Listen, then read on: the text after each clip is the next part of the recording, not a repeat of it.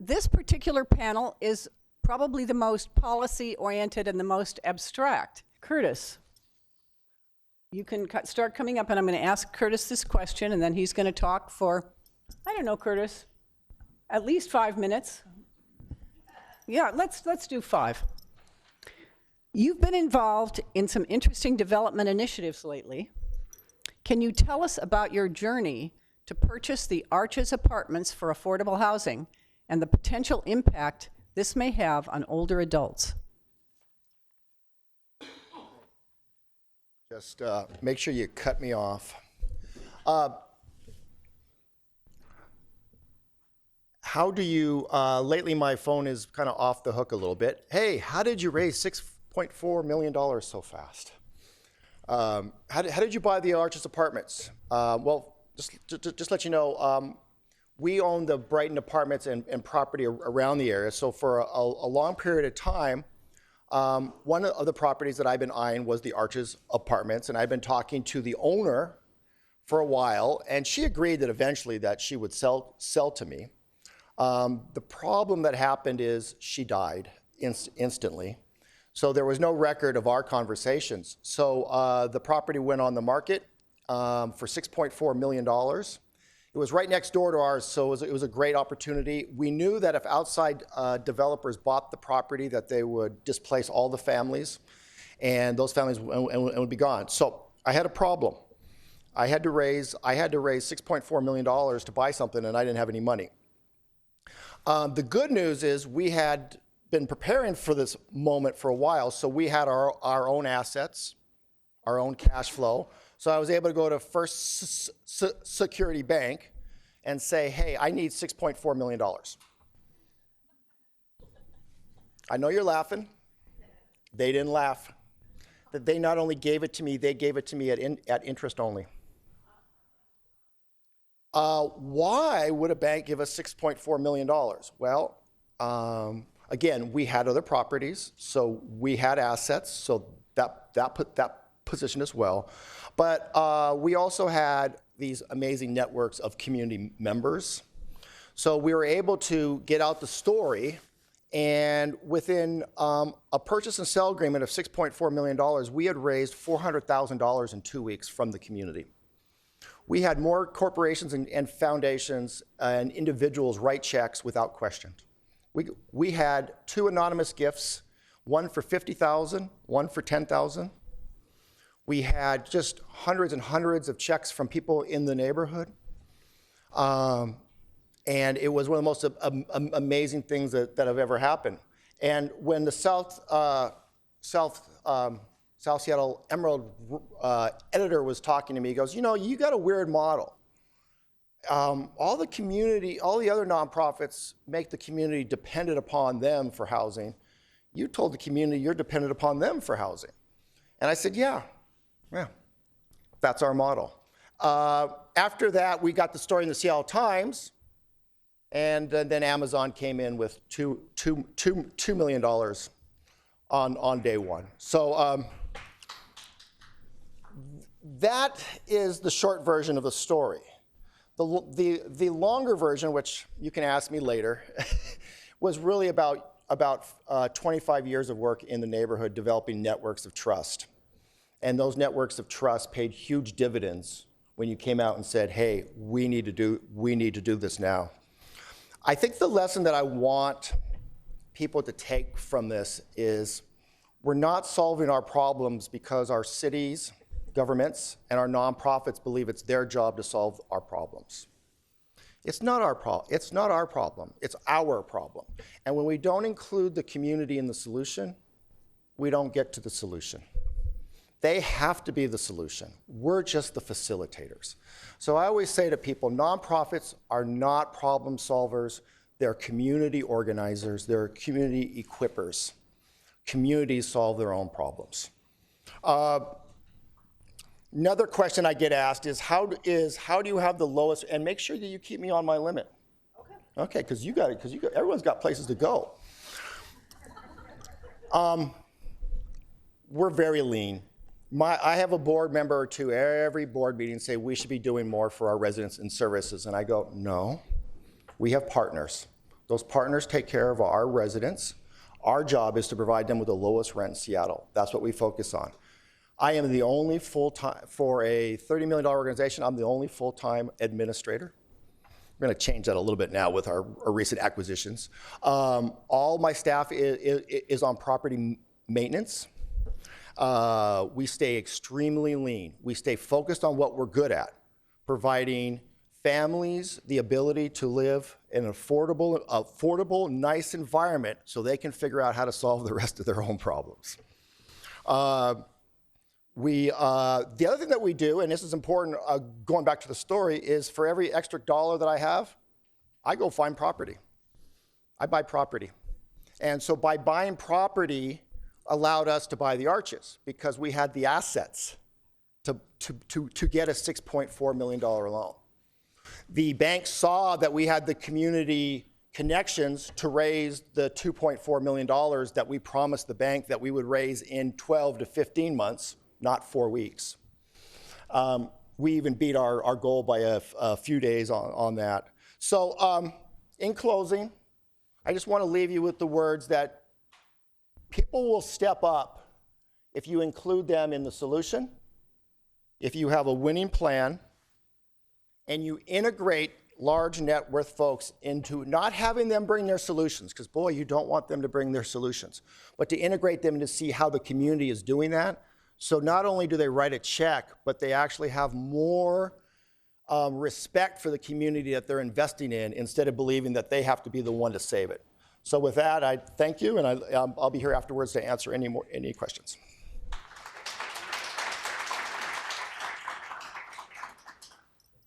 Okay, next up is Agnes. Agnes, you've just created the Filipino Community Village in partnership with Human Good. Can you tell us about that? And can you tell us where the vision for it came from and how it came to fruition? And talk about any major hurdles you faced along the way.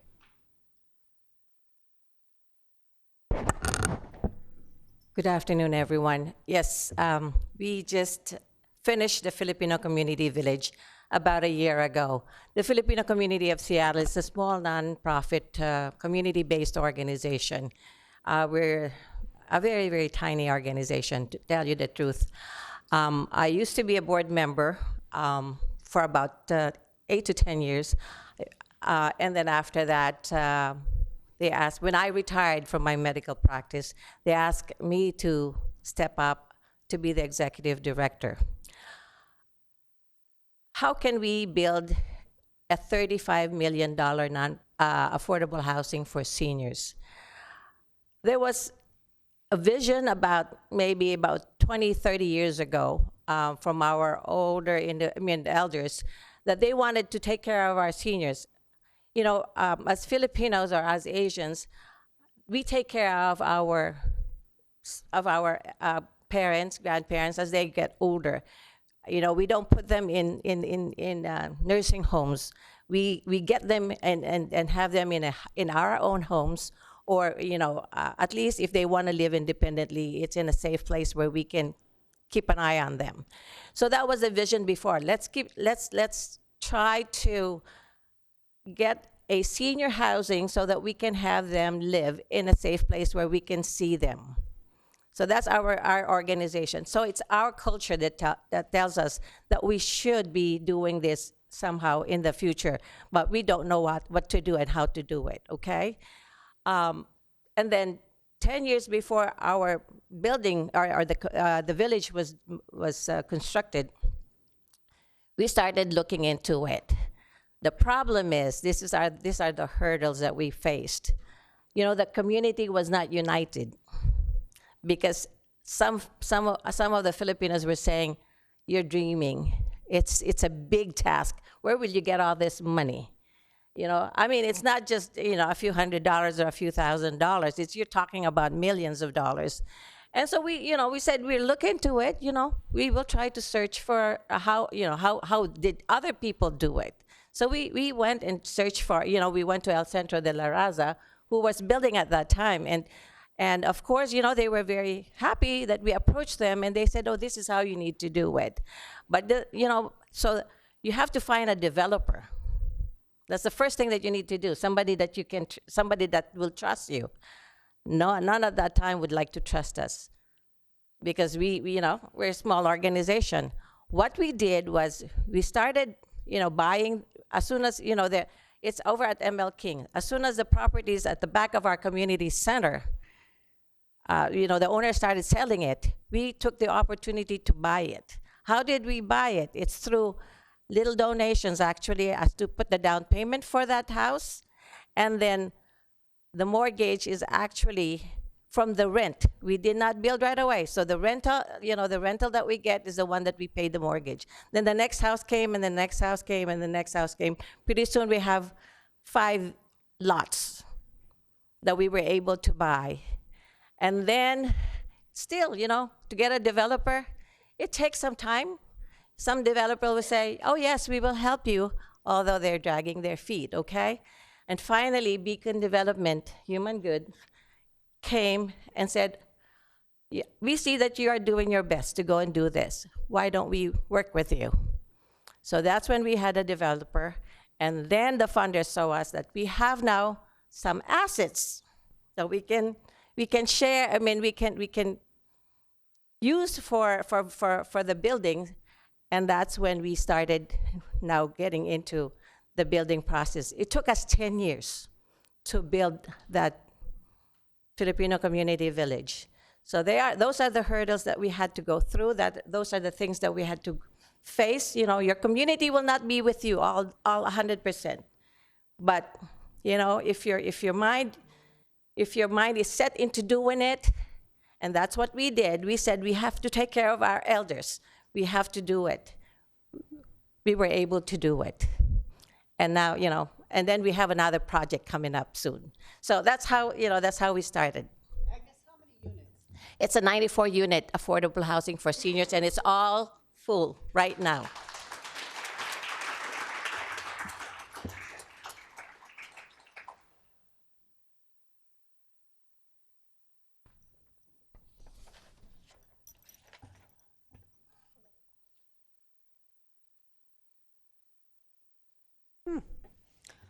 So not only am I going to ask Nicholas to come up and respond to a question that I've wanted to ask him for a long time, and I've sort of practiced it, but I have a question from the audience that I'd like you to work in as well. Okay. So how does the city of Seattle stack up against other cities in its approach or its results in encouraging accessible dwelling units, both attached and unattached? What barriers do residents still face when trying to build these structures on their property? What more could we be doing? And then fold this in as well. Do you have any idea if the city will be encouraging accessible design by offering incentives to developers who adopt age-friendly universal design in their projects? And if you don't know, then maybe somebody else knows, but take a crack at it.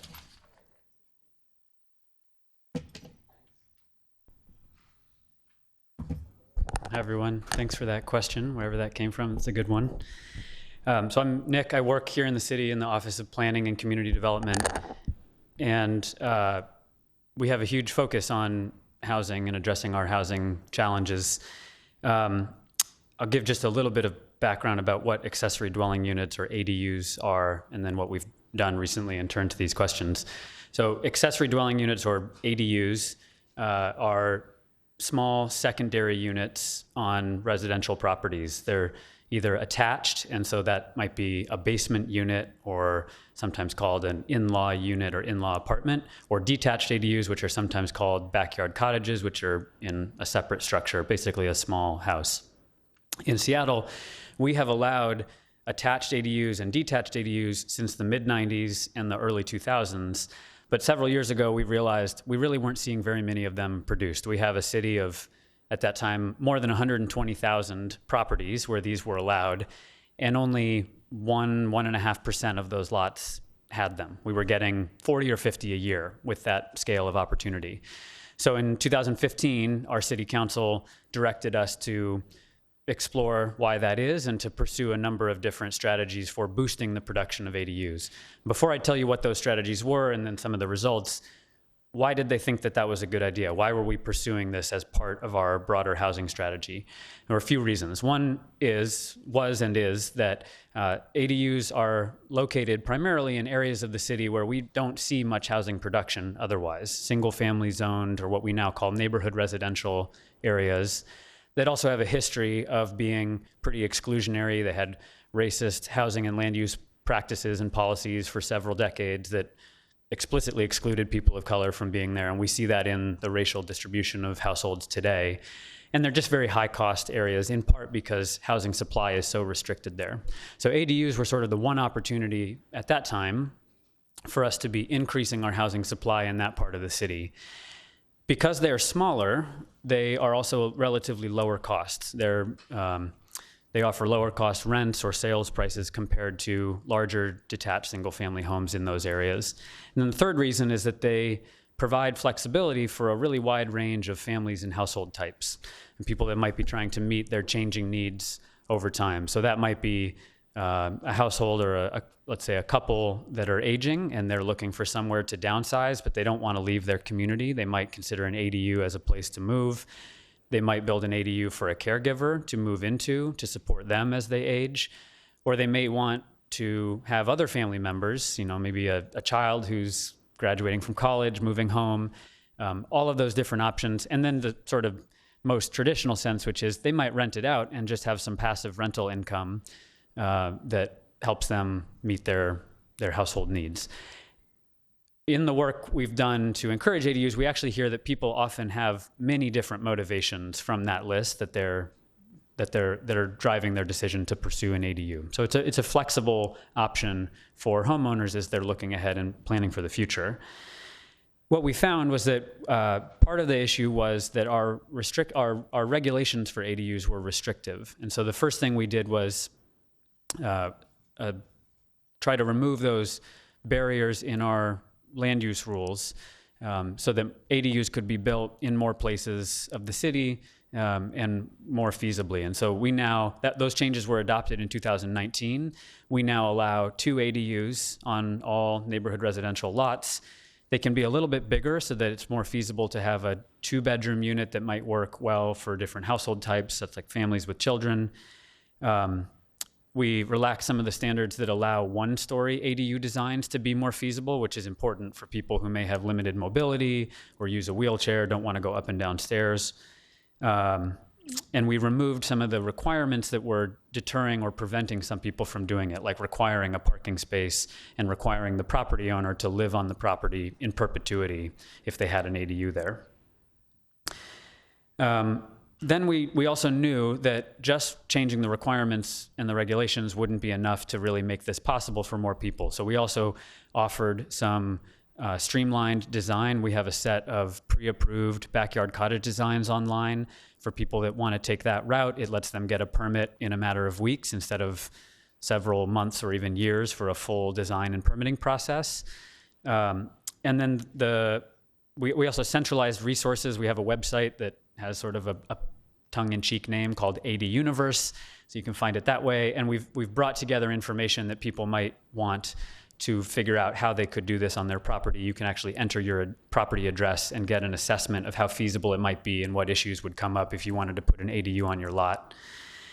And then the sort of third track, and this relates to one of Denise's questions about remaining barriers, is financial support. And construction is really expensive in Seattle for a number of reasons. And even if you're just doing a small cottage, the costs are pretty high. And so that's one of the biggest barriers for people.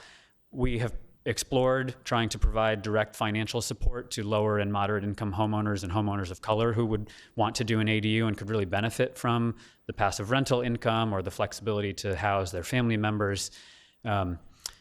Longer story to explain where we're at with that. It sort of ran into budget cuts during the pandemic, but it's something that we're still trying to revive going forward.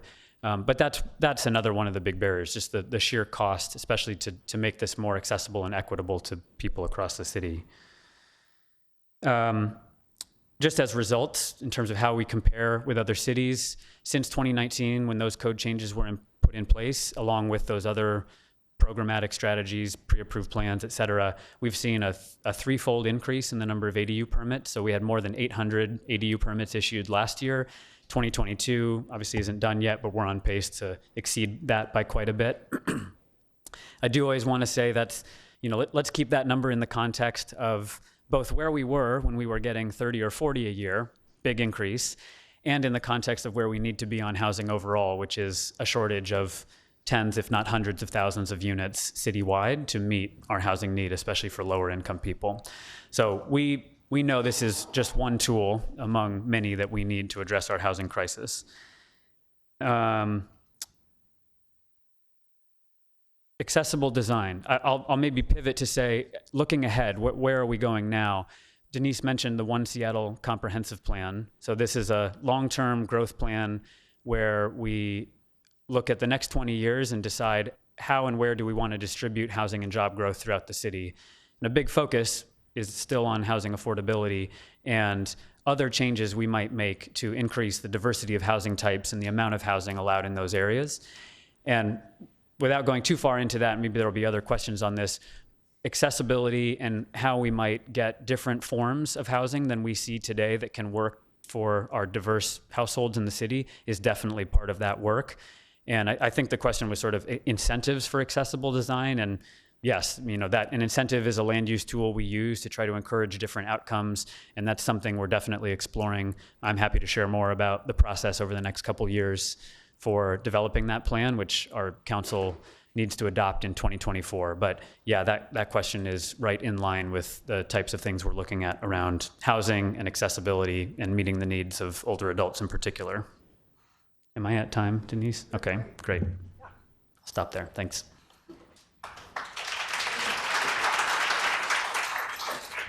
I'm just going to mention that we got a question from the audience that we're going to pass on. And if anybody here has anything to say on this topic, raise your hand, and then maybe somebody who has the question can find you. How do we balance the homeowner's desire or need to earn income from short-term rentals like Airbnb against the community members' need for more housing? Okay, it's not quite on point with what we're doing. We're not going to respond to it. But if you have something that you could respond to it, raise your hand, and then they can find you at 4 o'clock when the panel concludes. Okay, so the next question for first Curtis and then Agnes, which builds off of something that Nick said. In the design plans for your projects, the projects that you've talked about already, how much did you consider accessibility and the needs of the aging people who would be living in those units? And what were the challenges with that? So Curtis, could you talk about that? And you can come up here if you want. Oh, I'm Okay, good. because I'm actually just going to pass this on to Agnes. We're in the process of evaluating our new purchase. We just wanted to get it, and then we're already starting to think about that. So I'm just going to turn that over to Agnes to answer.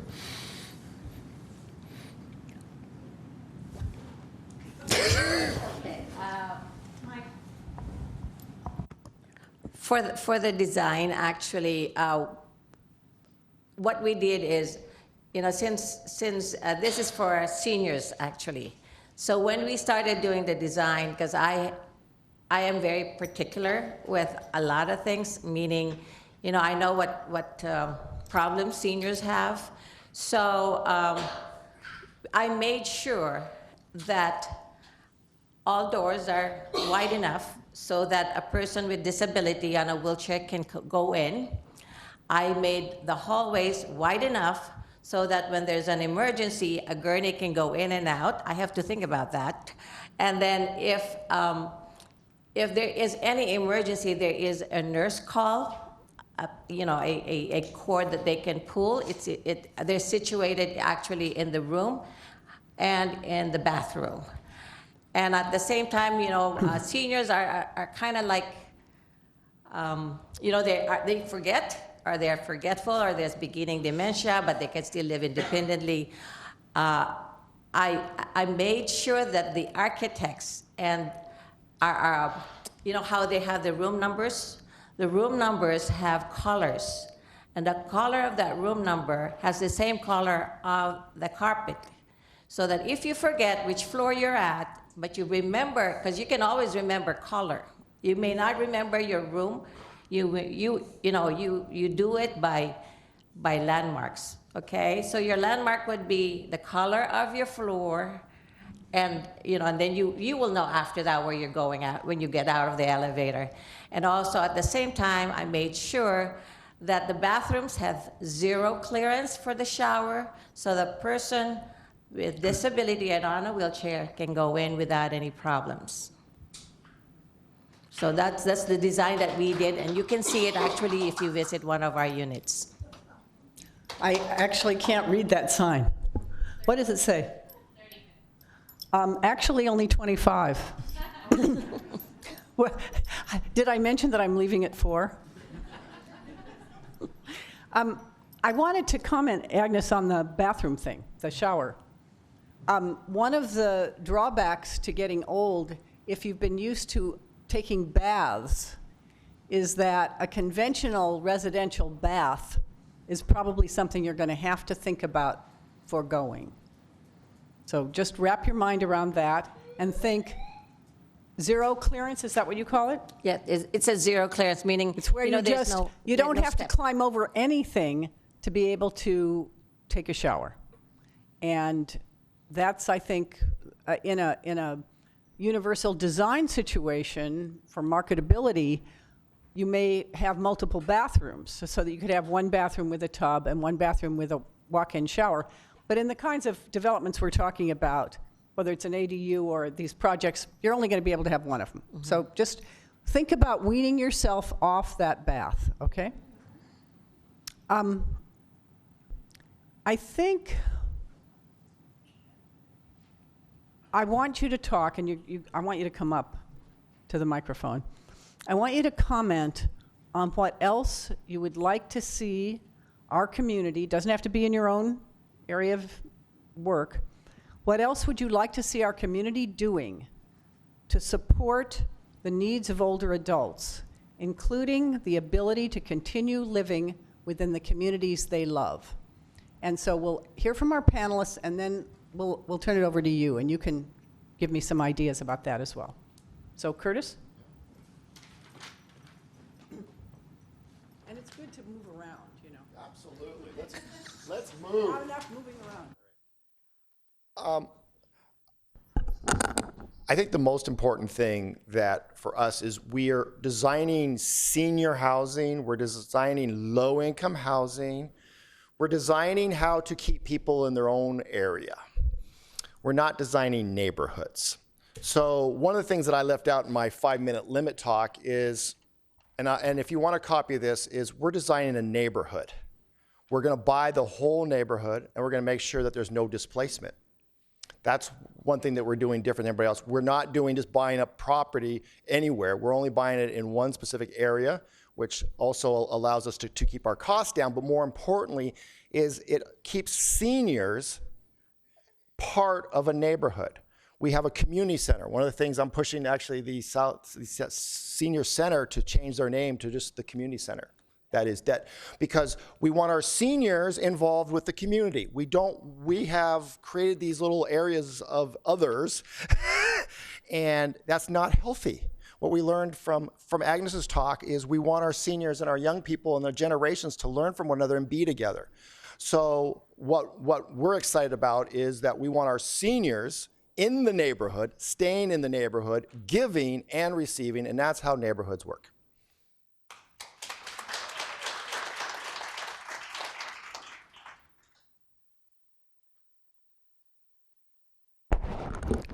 I agree with you that we should call community center instead of senior center. Our center used to be a senior center, but now it's a community center because it's intergenerational now.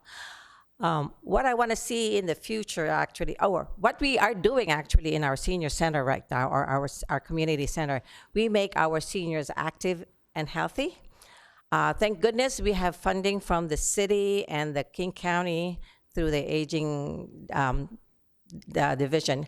And so we can have a lot of activities for our seniors. Some of our programs are, the lunch program that we serve 3 times a week. They have also food pantry, which is culturally appropriate.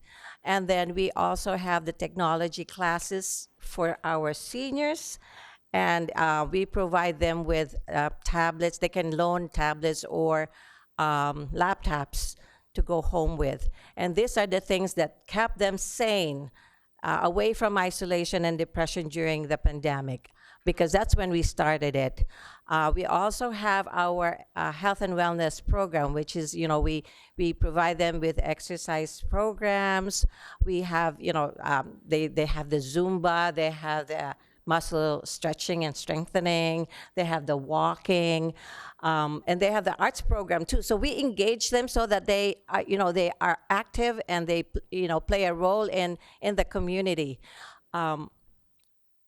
The other stuff that we have also is, we bring them out of Seattle, meaning we have field trips. At least once a month, they go somewhere. As far as, we went as far as Oregon, and we went all the way up to the Tulip Festival. So, once a month they go out. And so those are the activities that they, they feel that they belong and they're active. So lesser isolation and depression. What else do I have to talk about other than the programs? Yep. So those are the things that we do here in the community. And what am I looking forward in the future? Being an Asian, a Filipino, we live together. We take care of our parents and our grandparents. I want to see an affordable housing for multi-generational families, so that we can have, everybody wants to live together and be close together. And most of the adults nowadays work within the city, okay? How can you stay within the city when it's so expensive to live? So affordable housing for multi-generational family, 2-3 bedroom, is ideal, and we need that more here, because some of the families live so far away from where they work, and they spend more time actually away from their families commuting. So that's what I wanted to look in the future, and that's what we're building in the future too.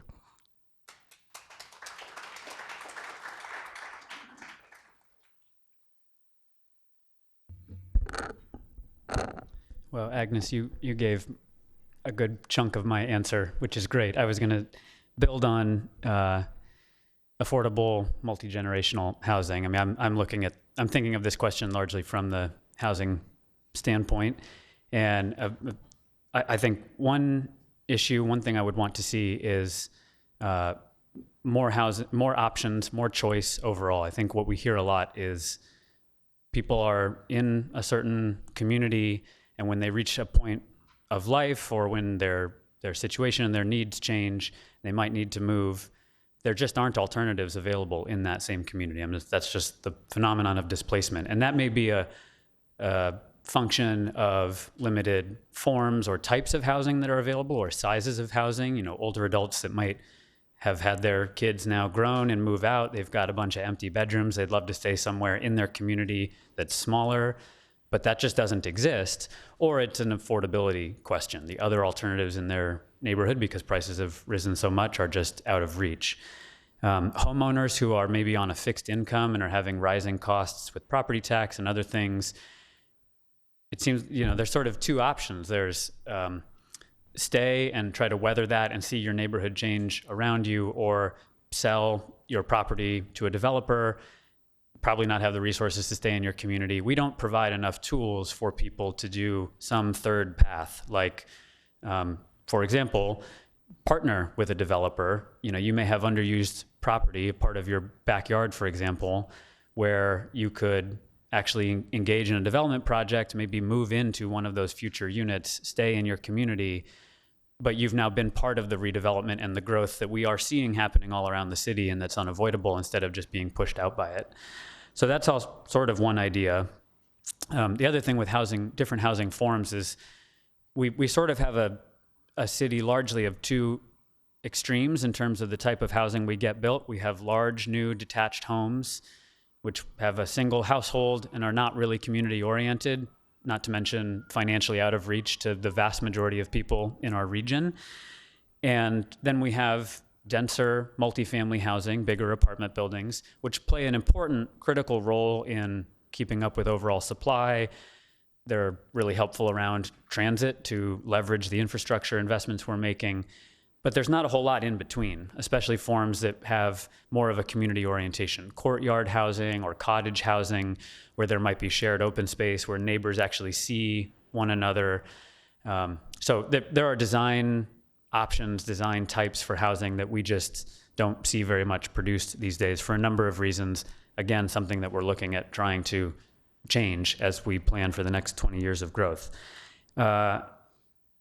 And then the other thing I think is worth mentioning is, aside from all the housing form thing, is just that affordability and resource question. We need better tools for renter protection in particular when people are displaced, whether that's financial assistance through the tenant relocation program so they can find alternative housing if they have to leave, and a number of other anti-displacement tools that are part of the answer to that question, I think.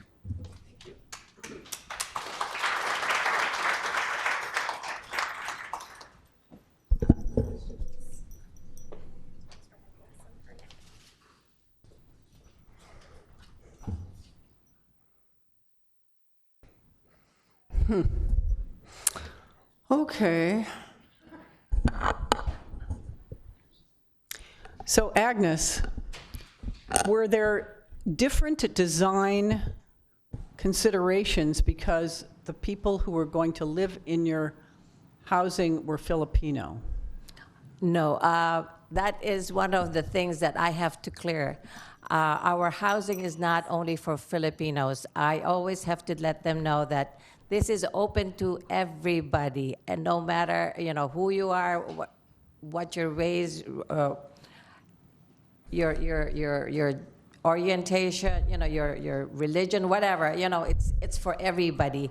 So we call it the Filipino Community Village, but it's not only for Filipinos, it's for everyone.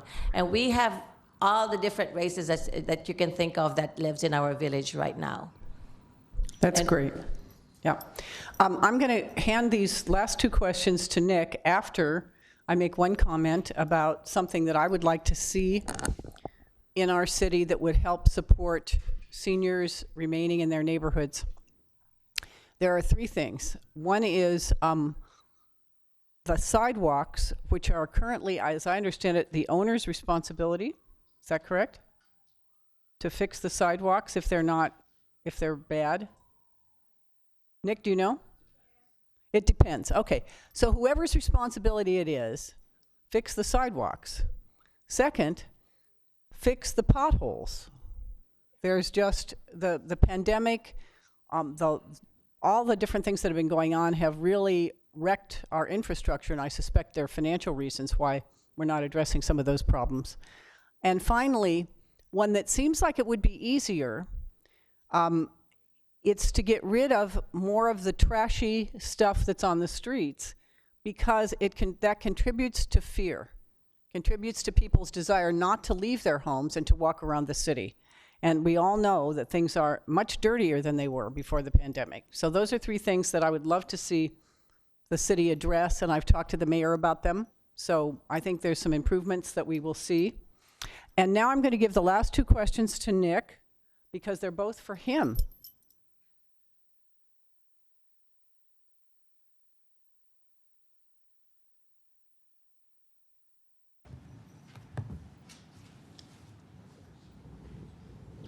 Okay, one of them here, are ADUs being built in lower income neighborhoods, or is there data that they are being rented to low income individuals and families? Great questions. We are seeing ADUs built in lower and higher income neighborhoods. There is a little bit, well, I'll first direct you to our recent, not that recent anymore, last year's annual report on ADUs, which maybe we can find a way to disseminate. And I'll plug our forthcoming one for 2022, where we'll get into this again. But there is a bit of a more ADUs built in higher income neighborhoods, but in part that's because most of our single family neighborhoods are relatively high income. There's certainly variation for sure. And the other reason for that is that, as I mentioned earlier, it costs a lot. You have to either have access to financing, which you have to qualify for, or have enough cash or home equity available to do a development project. So it is something that is available to homeowners, and we know homeowners are disproportionately wealthy and white. So there's definitely a trend there.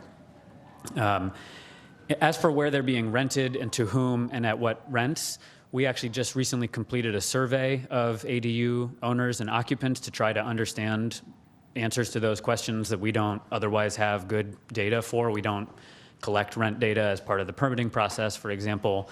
And so we don't have the results of all of that yet, but initially it looks like there's a really wide range on something like rent. You have certainly some ADUs, especially detached ADUs, that are very high quality, small houses. And so they, depending on the neighborhood, can command a really high rent or sales price.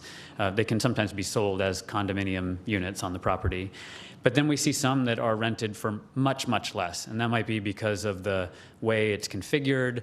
Maybe it was just rehabilitating existing space, like a basement, building that out.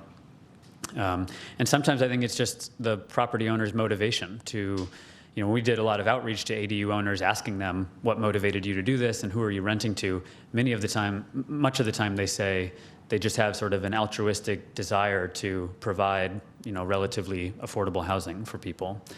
There are also a number that sort of show up in the data as rented for zero, which might seem like an anomaly or something, but that's where, be providing housing for a family member or maybe a community member for free in a sense. And that still is pretty meaningful in terms of its effect on affordability, because that might be a family member for whom you're otherwise paying rent somewhere else or in a, an assisted living or senior living facility. So that there is a really important wide continuum of prices on the rental side. And we'll have more information about that coming out in a few months. Should I go to the next one here? Yeah, so okay. I'm swapping out Denise as moderator, so I'll let you stay seated. Okay. Second one here, can I talk about efforts to leverage religiously owned property for affordable development? Yes, and Donald King, who wasn't able to join us on the panel today, would be able to do a better job of this. But Donald is the director of the Nehemiah Initiative, which is an organization that has convened a cohort of historically black churches, mostly in the central area, but also broadening to some other neighborhoods now, who are looking at their property assets and figuring out what they can do in the future to develop affordable housing and meet other needs for their congregations and for their communities. And in 2019, Washington State passed a bill that actually requires cities to give additional development potential for affordable housing on faith-owned land. And we in Seattle quickly jumped on that legislation and worked with Nehemiah Initiative and the Church Council and other faith and housing stakeholders to develop legislation to make that available here as a tool, and that was adopted last summer. So we now, in all zones across the city, allow additional height and floor area and density when religious organizations want to redevelop some or all of their property with long-term affordable housing. We already have a half a dozen or so examples of faith institutions that are using that tool. Right, thanks. So I'm going to jump off that, and speaking of state policy, I just kind of want to go down the row here and ask each of you how you see state policy as either helping or hindering the kind of development that you want to see locally. So Nick, maybe we'll give you a break. And so Curtis, I'll start with you. I'm going to kind of answer your question. Okay. To our discussion earlier. I think I don't want this period to end. We've used the word affordable housing almost completely here, and yet, if Donald was here, Donald called me about a month ago and said, "What are you going to do about this?" And I go, "What, Donald? What am I going to do?" He goes, "You got to say something. We don't want affordable housing. We want home ownership." And I think I just want to let everybody know that, including our seniors, they don't want affordable housing. I want to bring that point up. They want to own. And so we really need the state and the city and the county through ADUs, affordability. We need to bring all things together. I'm really tired. Someone who's grown up in Seattle my whole life, went to Garfield, lived in the central area, lived in the South End my whole life. I'm tired of hearing about how white people have all this ownership, and yet we keep wanting to bring affordable housing to the discussion. We need home ownership for everybody. And so I just want to let everybody know that that's where the transition of the discussion is starting now, to ownership and not affordable housing. The state needs to really step up and work on the state constitution, work on laws that make it easier for us to raise capital, because this is one of the most regressive states in the country, if not the most regressive state in the country to raise capital in.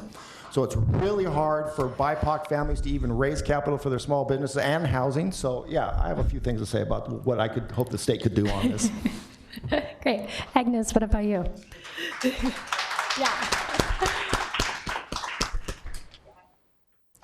He actually said it all.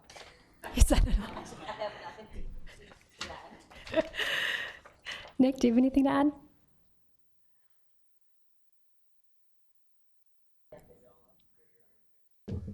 Thank you. There we go. Yeah, a couple things. I think, building, Curtis, on your point, condominium law is set at the state level, and home ownership, I think the simple fact, again, putting the long-range planner hat on, the simple fact is we're a built-out city. We are not going to be able to create home ownership for everybody through detached single-family home ownership. That's a geometry question, if not also an economic reality.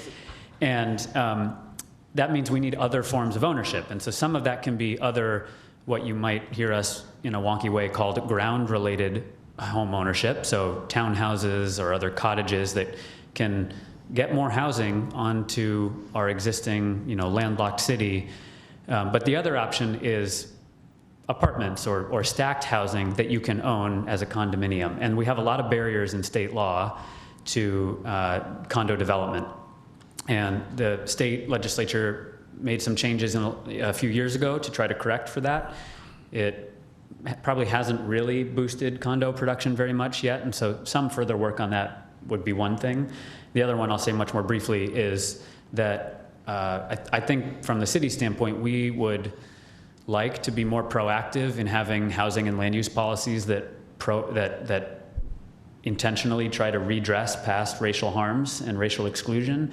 But for state and federal law reasons, we have a lot of barriers around what we can do. And so to the extent that the state policy could give us more latitude to be targeted with some of those policies, that would be something we'd support. Okay. So you all three have mentioned access to capital in different ways. So I, again, kind of want to throw a question at all of you and ask, what can people be doing individuals, Nick, maybe from your perspective, or developers from your other perspectives, be doing to get access to the kind of capital that you actually need to develop the kind of housing that people want to be in the neighborhoods that they want to be in?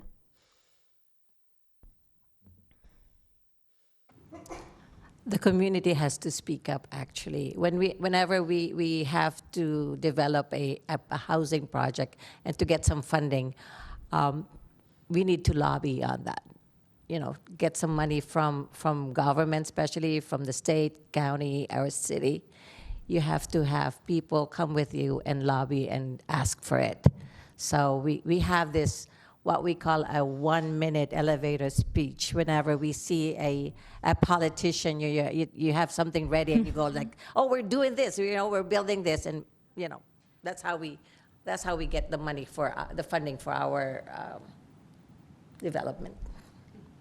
And work with a good developer, because the developer is the one that would work with you too to get tax credits from big corporations to build your housing. Mm-hmm. Yeah.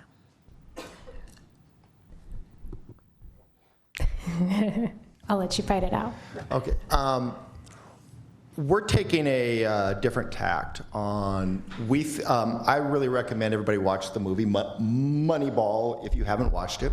And think of it, instead of replacing the first baseman Giambi, how do you replace big projects with a lot of small projects and a lot of small investors? Small investors, unaccredited investors have actually just as much money as rich people do.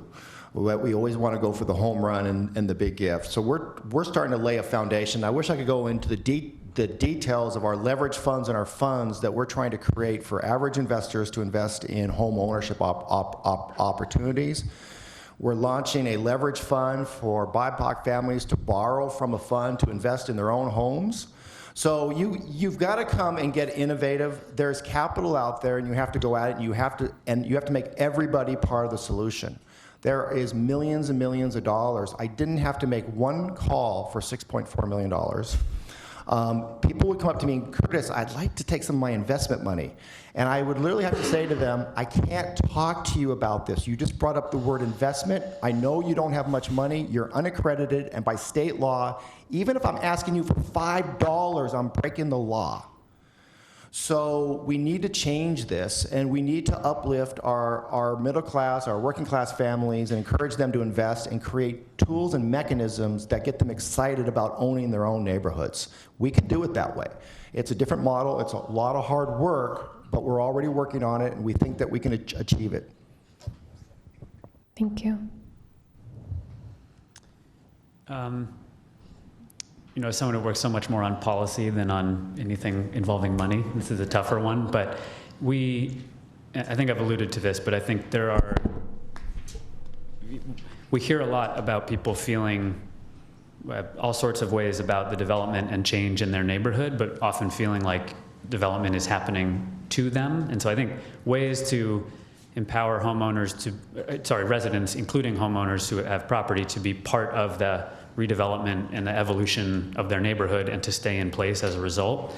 And so the city can be one potential funding source for that, but other efforts that can help people, whether it's an ADU in their backyard or something else, those have to be part of the picture.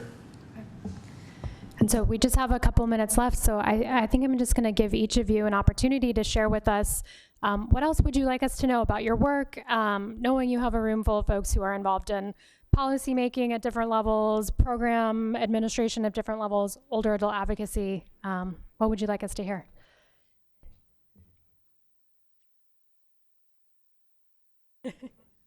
Open-ended questions are not easy. Yeah.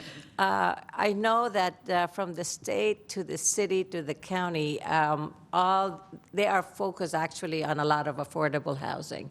The Office of Housing is really busy trying to do a lot of affordable housing developments.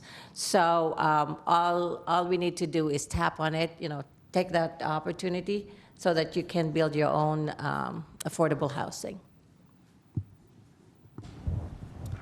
For the first time, I'll maybe pivot a little bit away from housing as specifically. Denise brought up sidewalks and potholes and other things that are important parts of a complete community. So I think I'm interested in, apart from housing forms and types and affordability that are helpful and appropriate for older adults, what other parts of the neighborhood, what other parts of the community do you need or are missing? Because again, as we look to, and I think the pandemic gave a lot of people new perspective on appreciating how complete or incomplete their immediate neighborhood was, because we were all spending a lot more time at home. So we have a lot of interest, we hear a lot of interest from concepts like a 15-minute neighborhood, but basically a complete community where you could walk or bike or take a short transit ride to all the things that you need nearby without having to rely on the car. This obviously ties into the work, the transformation really that we need to do on climate. And so what makes a complete community, particularly for older adults looking ahead? I'm just going to be really bad about this and just say one of our models is just develop high-impact networks to create solutions. So if you'd like to be part of the work we're doing, we invite you to join us. Fair, good pitch. And on that note, I think that's a good segue to kind of inviting all of us to think about what the next steps could be. So I'm gonna, while we thank our panel, I'm gonna invite Tracy and Alan, our other co-hosts up here, to help kind of close us out. But big thank you to you three for being here, but also the work that you're doing. It's pretty inspiring. So thank you.